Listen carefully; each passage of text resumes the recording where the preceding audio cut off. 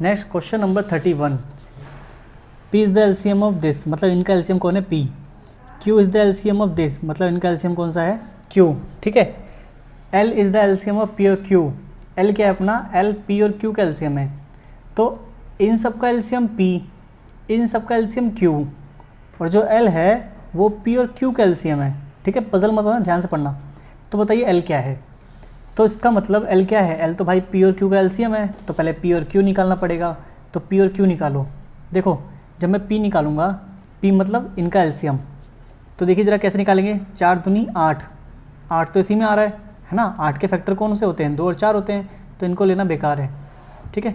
तो 6, 8 और 10 को लो, या अगर मैं थोड़ा डिटेल में बताऊँ, देखो 2 का क्या होता है, 2 होता है 1:2, 4 होता है 2:2, 6 होता है 2:3, और 8 होता है 2:2, और 10 होता है 2:5।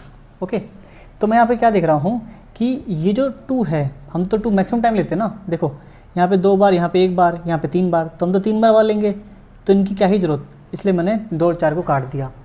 तो कहने मतलब ये हुआ 6, 8, 10 है ना, 6, 8, 10 ये है, इनका ही हमें क्या निकालना है एलसीएम। 2 और 4 क्यों कट गया, क्योंकि 2 और 4 के फैक्टर 8 में आ रहे हैं, उसका फ़ायदा नहीं है 2 और 4 का, ठीक है। तो इससे आप चेक कर सकते हैं कि कौन से फैक्टर किसी दूसरे नंबर में आ रहे हैं कि नहीं, और इससे आपको थोड़ा जल्दी करने में ईजी होगा, ठीक है। देखो तो 8 का अब यहाँ पे देख रहे हैं हम 2 3 बार है, तो एलसीएम लेंगे तो 2 3 बार हो जाएगा, ठीक है। 3 एक ही बार है तो 3 एक बार आएगा, 5 एक बार है तो 5 भी एक ही बार आएगा। इसका मतलब ये हो गया P का एलसीएम। अब जब Q का निकालेंगे, Q का देखो 1 3 5 7 9, 1 को नहीं लेंगे, 1 का फ़ायदा नहीं है, 1 तो सब में होता है। 3 को नहीं लेंगे, 3 को क्यों नहीं लेंगे, क्योंकि 9 में ही 3 आता है। तो 5 7 9, तो हमारा क्या है 5 7 9, यही अपना Q का एलसीएम, ठीक है। अब यहाँ पे जरा ऑप्शन थोड़े से अलग टाइप के दे रखे हैं, P के रूप में दे रखे हैं, कुछ Q के रूप में दे रखे हैं, तो P के रूप में ज़्यादा दे रखे हैं, तो पहले हम P के रूप में चेंज करके देखते हैं। तो चलो देखो 2 दूनी 4, 4 दूनी 8, यहाँ पर 3, यहाँ पे 5, तो अगर मैं इन दोनों का एलसीएम निकालूंगा तो क्या आएगा, L आएगा। तो इसका मतलब हमें क्या करना है, 8 3 5 5 7 9, इनका एलसीएम निकालना है, ठीक है। तो P के रूप में छोड़ना है, और जब आंसर को P के रूप में छोड़ना है तो पीछे P लिखना, मतलब ये हो गया कि 8 3 5, P क्या अपना 8 3 5 है ना, ये ना। तो इसका मतलब P का मतलब क्या हो गया 8 3 5, ये इसके अंदर है, ठीक है। तो देखो 8 चला गया, यहाँ पे आ गया।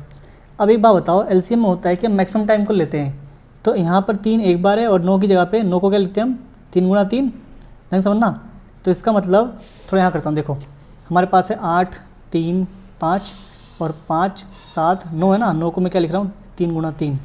जब एलसीएम लेंगे तो 8 तो उतार लिया हमने, क्योंकि 2 और कहीं है भी नहीं, 2 का फैक्टर कहीं नहीं है, तो हमने 2 को ले लिया। 5 मैक्सिमम टाइम एक ही बार है, तो एक बार ले लिया हमने।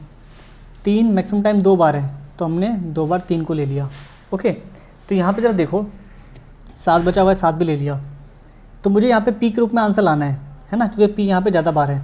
तो देखो ज़रा 7 या 21, और ये 3 5 8, देखो ज़रा 3 5 8, ये देखो 3 5 8, ये क्या है, ये हमारा P था। तो इन पूरे को हम क्या लिख देंगे P। कहने का मतलब अपना एलसीएम कितना आ रहा है 21P, है ना। तो इसका मतलब बिल्कुल अपना आंसर क्या है 21P, ठीक है। तो P के रूप में है तो हम P के रूप में निकालेंगे। ध्यान समझना इस क्वेश्चन को। क्वेश्चन नंबर 32 पढ़िए ज़रा, in which of the following is an irrational number. हमसे इरेशनल नंबर पूछा हुआ है। इरेशनल नंबर क्या होते हैं, जो टर्मिनेट भी नहीं होते और रिपीट भी नहीं होते, है ना। मतलब उसको हम क्या बोल सकते हैं, देखिए जैसे मान लीजिए 10/3, 10/3 क्या है, एक रैशनल नंबर है। लेकिन अगर मैं इसको ऐसे लिख दूँ 0.3333, ये चलता जाएगा, तो ये टर्मिनेट नहीं हो रहा, तो इसको हम ऐसे नहीं बोलेंगे कि ये इरेशनल है। क्यों, क्योंकि जब भी कभी कोई नंबर रिपीट होता है डेसिमल के बाद, तो इसको हम बोलते हैं ये रैशनल है। क्यों, क्योंकि इसको हम P/Q मतलब फ्रैक्शन में दिखा सकते हैं, ठीक है। तो इरेशनल क्या होता है, इरेशनल ऐसे नंबर्स होते हैं जो रिपीट भी ना हो और पूरा कटे भी ना, ठीक है, जिसको हम जो बार में शो नहीं कर सकते। देखो इसको हम बार में शो कर पा रहे हैं ना, 3 रिपीट हो रहा है तो इसको हम बार में शो कर पा रहे हैं। तो मैं आपको क्लियर बता दूं, देखो रैशनल में 2 टाइप के नंबर आते हैं, आई मैंने आपको बताया था। एक तो हो गया बार वाले नंबर, जिसको हम ऐसे बार में शो कर सकते हैं, और एक होता है फ्रैक्शन वाले नंबर, जिसको हम P/Q या कह लो बट्टे में शो कर सकते हैं। इरेशनल में ऐसे नंबर आते हैं, इरेशनल में जो कटे ही ना, जो क्या हो, नॉन टर्मिनेटिंग हो, नॉन टर्मिनेटिंग, और उसमें कोई भी बार वाले नंबर ना हो, बार आई ना रहो, नॉन टर्मिनेटिंग नॉन रिपीटिंग ये कह सकते हो, ठीक है। तो 22/7 ये फ्रैक्शन में, ये रैशनल है। 3.1416 ये फ्रैक्शन में कर सकते हैं पॉइंट हटाने के बाद, तो ये रैशनल है। ये देखो 12वां नंबर, 12वां किस में आता है, रैशनल में, ये भी रैशनल है।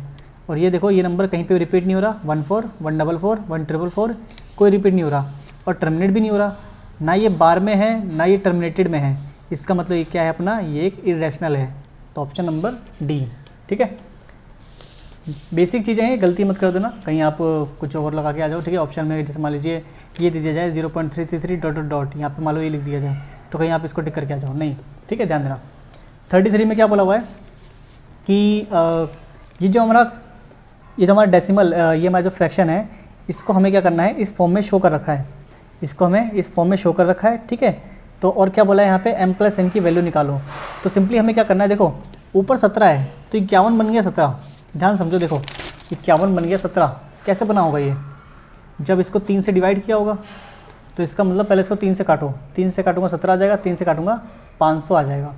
तो जो 51/1500 है वो बन गया 17/500। अब हमें क्या करना है, इसको इस फॉर्म में दिखाना है। ऊपर 17 तो पहले से ही है, बस 2 और 5 के रूप में 500 को दिखाना है। तो 500 का करो एलसीएम, 500 करेंगे तो यहाँ पे 100 आ गया, 5 से करेंगे 20 आ गया, 5 से करेंगे 4 आ जाएगा, और 4 क्या होता है, 2 × 2। तो 5 3 बार है और 2 2 बार है। तो इसका मतलब 5 3 बार है और 2 2 बार है जब 500 का एलसीएम करेंगे, है ना। और हमसे पूछा क्या है, हमसे बोला है कि जो 2 के ऊपर पावर है ना, जो एक्सपोनेंट है, 2 के ऊपर जो एक्सपोनेंट है वो n है। तो 2 के ऊपर कितना है, 2, मतलब n कितना है, 2। 5 के ऊपर जो एक्सपोनेंट है वो 3 है, तो यहाँ पे 5 के ऊपर 3 है ना। और यही हमारा क्या है, यही हमारा क्या है, m है। देखो 5 के ऊपर वाला जो एक्सपोनेंट है इसको हमने m बोला हुआ है, तो यहाँ पे कितना है, 3 है। और हमसे पूछा क्या m+n बताओ, तो इसको ऐड करेंगे कितना आएगा, इसको ऐड करने पे 5 आएगा, ठीक है। तो इसका मतलब अपना ऑप्शन कौन सा जाएगा, सी, ओके।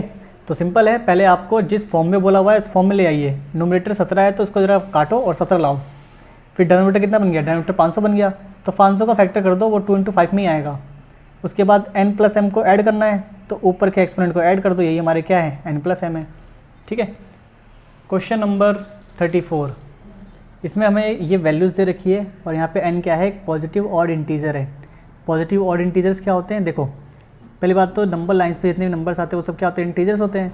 लेकिन हमें पॉजिटिव बोला है तो सिर्फ प्लस वाले लो, ऑड बोला है तो प्लस में भी ऑड वाले लो। ऑड कौन से होते हैं, 1 3 5 7 9 11, ये सब क्या होते हैं, ऑड होते हैं।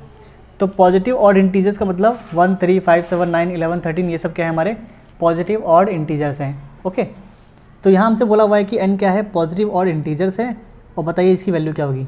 तो सबसे पहले मैं आपको एक चीज़ बता दूँ, देखो जब कहीं भी -1 के ऊपर ऑड पावर आती है, ऑड मतलब जैसे 1 3 5, ये जैसे मान लीजिए -1 के ऊपर 3 पावर है, तो इसका आंसर कितना होगा, इसका आंसर होगा, इसको हम ऐसे लिखेंगे -1 × -1 × -1, और जब सॉल्व करेंगे माइनस माइनस कैंसिल, ये एक माइनस बचा हुआ है, तो जो भी आपका आंसर आएगा 1 एकम 1 1 एकम 1, क्या आएगा आपका आंसर, -1। तो जब भी कभी -1 के ऊपर ऑड पावर होता है तो आपका आंसर कितना आता है, -1, ठीक है। और जब भी कभी आपके पास -1 का इवन पावर होता है, जब भी कभी -1 का इवन पावर होता है तो आपके पास क्या आता है, +1 आता है, ठीक है, ठीक है। सो यहाँ पे देखो, अगर मैं यहाँ पे इसमें हम कोई सी वैल्यू पुट करोगे आंसर सेम ही मिलेगा। तो मान लो मैं यहाँ पे n की वैल्यू 1 ले रहा हूँ, तो जब मैं n की वैल्यू 1 लूँगा तो देखो यहाँ पे n की वैल्यू 1 आ गया, मतलब ऑड है 1। यहाँ पे n की वैल्यू देखो, जब 1 पुट करूँगा 2 एकम 2 हो जाएगा, ऐसे ही 1 यहाँ पे पुट करने पे 2 एकम 2 + 1 कितना हो जाएगा, 3। और जब यहाँ पे 1 पुट करूँगा तो 4 एकम 4 2 6, तो -1 की पावर कितनी होगी, 6। तो आप क्या देख रहे हो, यहाँ पे ऑड है ना, -1 पे ऑड होता है, कितना आता है, -1 आता है, -1 पे ऑड होता है तो -1 आता है। तो इसका मतलब इसकी वैल्यू कितनी आएगी, -1, इसकी वैल्यू कितनी आएगी, +1। क्यों, क्योंकि इवन है, -1 पे इवन क्या देता है अपने को, +1 देता है। ऑड है तो इसमें वैल्यू कितनी आएगी, ऑड है तो अपना -1, और ये इवन है तो इसमें कितना आएगा, +1, है ना। +1 तो वो तो प्लस दिखाओ ना दिखाओ फ़र्क नहीं पड़ता। तो ये -1, ये है +1, माइनस प्लस माइनस -1, ये +1, तो ये देखो ये 0 बन गया, ये भी 0 बन गया, तो कहने मतलब आंसर कितना हुआ, 0, ठीक है। तो ध्यान समझो से, जब भी कभी -1 पे ऑड पावर होती है तो उसको बोलते हैं -1, मतलब उसकी वैल्यू कितनी आती है, -1 आती है। और इवन पावर होगी तो वो क्या होता है अपना +1 आंसर आता है। तो यहाँ पे -1 +1 -1 +1 आंसर कितना आ जाएगा 0, ऑप्शन नंबर ए। ठीक है, इंपॉर्टेंट क्वेश्चन था, ध्यान देना, इजी क्वेश्चन था, लेकिन वही है कि बेसिक आपको पता होगा तो आप कर सकते हो, नहीं तो नहीं। क्वेश्चन नंबर 35 अब आता है हमारे पास असर्शन और रीजनिंग के क्वेश्चन। ठीक है, तो क्वेश्चन नंबर 35 से क्वेश्चन नंबर 40 ये क्या अपना असर्शन रीजनिंग है। चलिए करते हैं। इसमें होता क्या है, इसमें सिंपली ये है कि आपको एक स्टेटमेंट दी होगी और उसका नीचे रीज़न भी लिखा होगा। तो A is the statement and R is the reason. Okay, तो ये सब पढ़ने की जरूरत नहीं है, फॉर्मेलिटी है, मैंने भी यहाँ पे निभा दी फॉर्मेलिटी। ठीक है, तो ऑप्शन ए कब दोगे, ध्यान रखो, ऑप्शन ए तब देते हैं जब आपको ए और आर दोनों स्टेटमेंट सही लगे। और आर जो है, आर क्या होता है, रीज़न होता है, मतलब एक्सप्लेनेशन। तो अगर आर ए का सही एक्सप्लेनेशन है तो आप क्या बोलोगे कि हाँ भाई ऑप्शन है। ठीक है, बी ऑप्शन कब लिखोगे, जब ए और ए ट्रू होता है, आर ट्रू होता है, मतलब दोनों सही है, दोनों स्टेटमेंट सही है, पर आर जो है उसकी एक्सप्लेनेशन ए के लिए नहीं है, मतलब R is the not correct explanation of A. ठीक है, सी ऑप्शन का बोल यहाँ पे आप दोगे जब ए स्टेटमेंट ट्रू होगा लेकिन आर स्टेटमेंट फॉल्स होगा। सेम जब ए फॉल्स है और आर ट्रू है तो आप दोगे उसके लिए डी ऑप्शन। ठीक है, तो सिंपली यहाँ पे आपको ये पढ़ लो ध्यान से। ठीक है, और आपने इन्हीं चारों में से कोई ऑप्शन देना है। ठीक है, क्वेश्चन नंबर 35 से क्वेश्चन नंबर 40 में। तो हम चलते हैं क्वेश्चन नंबर 35। देखिए क्वेश्चन नंबर 35 में क्या बोला हुआ है, यहाँ पे हमें दिया हुआ है HCF ऑफ 11 17 इज़ 1। ऑब्वियस सी बात है, दोनों क्या है, प्राइम नंबर है, तो इनका जब HCF लोगे, प्राइम नंबर का HCF लोगे कितना आएगा, 1 आएगा। क्यों, क्योंकि इसमें कोई भी तुम्हारे, देखो जैसे मान लो मैंने लिए 2 और 5, 2 और 5, 2 का फैक्टर क्या होता है 1 × 2, 5 का कितना होगा 1 × 5, है ना भाई। प्राइम नंबर के 2 ही फैक्टर होते हैं, 1 एक तो 1 आता है, एक खुद आता है सेल्फ। तो जब इसका HCF निकालूंगा तो HCF कितना आएगा 1। तो 2 प्राइम फैक्टर के, सॉरी 2 प्राइम नंबर के जो आपके HCF होते हैं कितना होता है, HCF होता है 1। ठीक है, ओके। अब नीचे इसका एक्सप्लेनेशन क्या दे रखा है, P and Q are prime number, P and Q are prime number, मतलब आपके पास 2 प्राइम नंबर है तो उनका HCF 1 होगा। बिल्कुल सही, वही तो मैं कह रहा हूँ कि जब भी कभी 2 प्राइम नंबर होते हैं उनका HCF 1 होता है। तो ये एक्सप्लेनेशन सही दे रखा है, इसका मतलब आपका ए ऑप्शन है। ए ऑप्शन क्या था अपना, देखो ए ऑप्शन था कि ए और आर दोनों बातें सही है और आर की जो एक्सप्लेनेशन है, मतलब आर क्या है, ए के लिए करेक्ट एक्सप्लेनेशन है। तो यहाँ पे क्या है अपना, दोनों बातें सही है, जो दोनों स्टेटमेंट दी हुई है वो सही बोली हुई है, और यहाँ पे जो आर है वो करेक्ट एक्सप्लेनेशन भी है ए के लिए। तो अपना ऑप्शन नंबर ए होगा। ठीक है, क्वेश्चन नंबर 36 में क्या बोला हुआ है, देखिए क्वेश्चन नंबर 36 में बोला हुआ है कि एलसीएम 182 है और प्रोडक्ट दे रखा है 2 नंबर का 26 × 91। तो HCF कितना निकलेगा 13। चेक करते पहले पहला स्टेटमेंट सही है कि नहीं। तो हमें पता है HCF × LCM इज़ इक्वल में प्रोडक्ट ऑफ 2 नंबर कौन से है 26 और 91।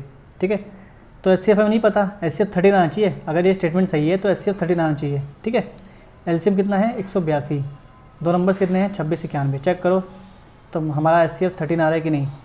काटो जरा, देखो काटो अगर मैं तो 13 से काट दूँ या फिर चलो 2 से काटते हैं। 2 एकम 2, 2 3 6, 2 9 18, 2 एकम 2, 91 से 91 कट गया और आपका HCF कितना आ गया 13। तो हाँ, पहला स्टेटमेंट सही है। दूसरा स्टेटमेंट क्या है, LCM और 2 नंबर के प्रोडक्ट को मल्टीप्लाई करते हैं तो HCF आता है, गलत। क्योंकि देखो आपका फॉर्मूला क्या होता है, HCF × LCM product of 2 number, है ना, प्रोडक्ट ऑफ 2 नंबर। ये यहाँ पे देखो, ये यहाँ पे आपस में LCM क्या हो रहा है, LCM यहाँ पे मल्टीप्लाई हो रहा है। तो अगर मैं LCM को बराबर के राइट साइड ले जाऊँ तो ये आप खुद सोचो कि LCM यहाँ मल्टीप्लाई हो रहा है, इधर आके क्या बन जाएगा डिवाइड, है ना। जब डिवाइड बनेगा तो HCF का फॉर्मूला क्या बन जाएगा, HCF का फॉर्मूला बन जाएगा प्रोडक्ट ऑफ 2 नंबर और अपॉन में क्या होगा LCM। मतलब HCF का फॉर्मूला होता है प्रोडक्ट ऑफ 2 नंबर अपॉन में LCM। ठीक है, लेकिन यहाँ पे तो उल्टा बोल रखा है, यहाँ पे इन दोनों को मल्टीप्लाई में दिखा रखा है, लेकिन ये मल्टीप्लाई में नहीं होते, ये प्रोपोर्शन में होते हैं। इसका मतलब R इज़ नॉट ट्रू, तो R क्या है, फॉल्स है।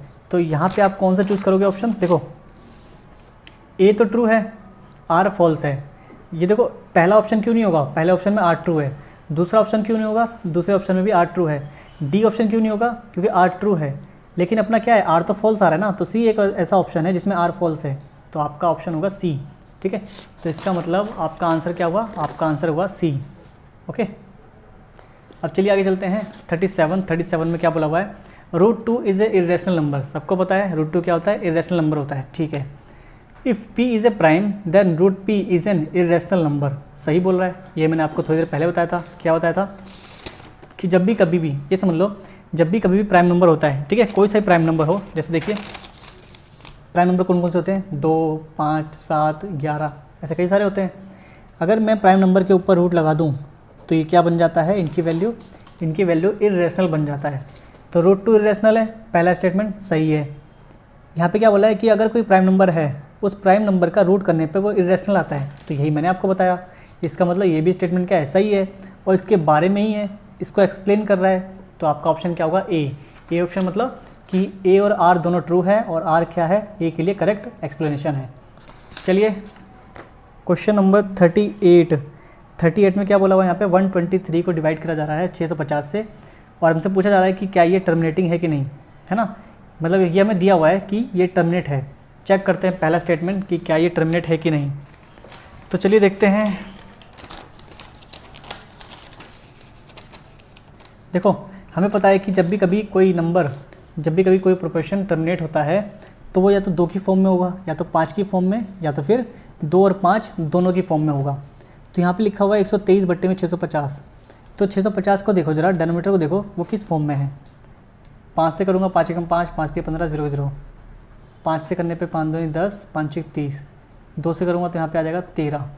तो फैक्टर क्या क्या बन रहे हैं अपने, 5 की पावर 2, 2 की पावर 1 और 13 की पावर 1। मतलब 650 में 5 की फॉर्म आ रही है, 2 की फॉर्म आ रही है और 13 की फॉर्म आ रही है ना। और मैंने आपको क्या बता रखा है कि जब भी कभी डिनोमिनेटर में 2 आए, 5 आए या फिर दोनों आए, तब भी वो टर्मिनेट होते हैं। यहाँ पे 13 भी आ गया, तो इसका मतलब ये टर्मिनेट नहीं होगा। पर टर्मिनेट ना होने से पहले, ये डिसीजन लेने से पहले आप चेक कर लेना कि क्या ये सिंप्लीफाई हो पाएगा कि नहीं। मतलब क्या ये, देखो इसको मैं ऐसे लिख सकता हूँ, 123/2 की पावर 1 गुणा में 5 की पावर 2 गुणा में 13 की पावर 1। तो मुझे पता है यहाँ पे फैक्टर में 13 आ रहा है, इसका मतलब ये टर्मिनेट नहीं है, ठीक है। पर ऐसा डिसीजन लेने से पहले आप चेक कर लो कि क्या ये 13 इससे डिवाइड होकर हट पाएगा कि नहीं। तो चेक करो कि 123 को 13 काट पाएगा कि नहीं, तो नहीं काट पाएगा, उसके पहाड़े में नहीं आता। इसका मतलब ये फैक्टर एज इट इज़ रहने वाले हैं। तो यहाँ पे 13 इंक्लूड हो रहा है, तो हम क्या बोलेंगे, ये नॉन टर्मिनेटिंग है। तो ए क्या हो गया हमारा, ए क्या हो गया, गलत हो गया। जो पहला स्टेटमेंट बोला है कि टर्मिनेटिंग है, इसका मतलब ये गलत हो गया। तो जब ये गलत हो गया तो यहाँ पे ज़रा देखो आपके पास ऐसा कौन सा ऑप्शन है जिसमें ए गलत है, सिर्फ डी है, आगे कुछ करना ही नहीं है। फिर आपका क्या आ जाएगा, ऑप्शन नंबर डी, ठीक है। क्योंकि एक ही स्टेटमेंट है जिसमें एक ही ऑप्शन है आपके पास जिसमें ए जो होता है अपना गलत होता है, ठीक है। तो वो कौन सा है, ऑप्शन नंबर डी। चलिए आगे चलते हैं। क्वेश्चन नंबर 39 में क्या बोला हुआ है, 2 is a rational number. Obviously बात है, 2 के नीचे अगर 1 लगाएंगे तो क्या बन जाएगा, फ्रैक्शन बन जाएगा। और फ्रैक्शन में आने वाले जितने भी नंबर्स होते हैं वो सब क्या होते हैं, रैशनल, ठीक है। The square root of all positive integers are irrational. क्या बोला है, जितने भी पॉजिटिव इंटीजर्स हैं उनका स्क्वायर रूट कर लो, वो क्या होगा, इरेशनल होगा। चेक करते हैं, दूसरे वाले स्टेटमेंट को चेक करते हैं। तो देखो जरा, जितने भी पॉजिटिव स्टेटमेंट है ना, जैसे लेट्स से पॉजिटिव इंटीजर्स, ठीक है, जैसे मान लो मैं ले लिया 2, 3, 4, 5, यहाँ तक कि एक भी क्या होता है पॉजिटिव इंटीजर, है ना। इतने को चेक कर लेते हैं पहले। देखो तो इसने बोला सभी के सभी, इन सभी का स्क्वायर रूट कर दो। स्क्वायर रूट मतलब अंडर रूट लगा दो। तो जितने भी पॉजिटिव इंटीजर्स हैं उन सब का स्क्वायर रूट करने पर इरेशनल आता है, ऐसा ये कह रहा है। चेक करो, 1 का रूट क्या होता है 1, 2 का रूट √2, 3 का √3, 4 का 2, 5 का √5, ठीक है। तो मैं देख रहा हूँ 1, 2, ये क्या है, ये तो रैशनल नंबर होते हैं। मतलब सभी के सभी क्या होते हैं, इरेशनल नहीं होते। यहाँ पर 2, 3, 5 ये तो क्या है, इरेशनल है। लेकिन √4 और √1 ये दोनों तो रैशनल है ना। इन दोनों का जब हम सॉल्व कर रहे हैं तो ये तो रैशनल आ रहा है। इसका मतलब स्टेटमेंट गलत है ना। स्टेटमेंट यहाँ पे जो बोला जा रहा है कि सभी पॉजिटिव इंटीजर्स का स्क्वायर रूट इरेशनल होता है, ये गलत है। सभी का नहीं, कुछ का होता है। जैसे 2, 3, 5, 7, 11, 13 ये सब क्या होते हैं, इरेशनल होता है अगर हम इसका स्क्वायर रूट करेंगे। तो इसका मतलब आर क्या है, फॉल्स है। और आर फॉल्स कहाँ पे होता है, ऑप्शन नंबर सी में, ठीक है। तो ऐसे आप इसको चेक कर सकते हैं असर्शन रीजनिंग को। चलो आगे और करते हैं, और भी हैं इसमें AR वाले क्वेश्चन।